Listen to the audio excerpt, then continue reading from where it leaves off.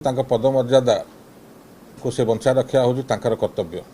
ओडिशार नवनिर्वाचित बन्ना भारतीय जनता पार्टी सरकार मुख्यमंत्री श्रीयुक्त मोहन माझी महोदय जो उक्ति रखिंट गणमाध्यम बा सभारे उद्बोधन देला बेले जो कथा सब कथा कहते अत्यंत दुर्भाग्यपूर्ण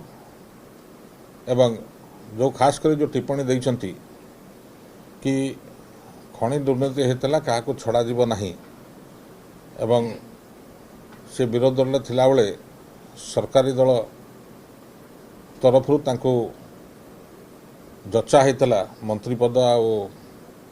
अन्य प्रलोभन देखा बोले जो कथा से कहते अत्यंत दुर्भाग्यपूर्ण। माननीय मुख्यमंत्री जानिबा दरकार कि से विरोध दल नहांती ओडिशा राज्यर माननीय मुख्यमंत्री से एवं से उक्ति देवा पूर्व से चिंता करिया उचित कि किसी नहले भी तांका पदमर्यादा को से बंचा रखा हूँ कर्तव्य।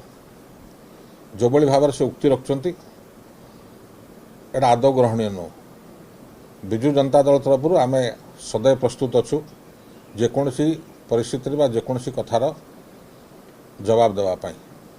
जदि से कहते विरोधी दल थिला बेले तांको प्रलोभन देखाई क्या से गणमाध्यम तो कहून से चाहते केस कर पारते चाहते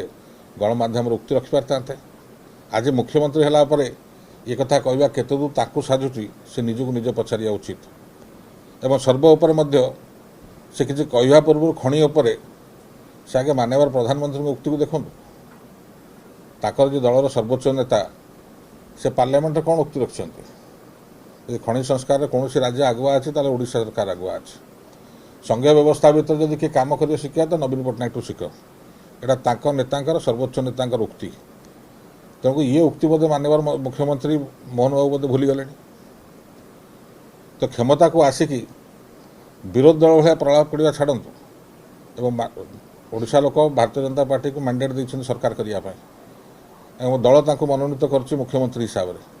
से कि ना पदमर्यादा रक्षा करवाटा उचित एभली कथा कहले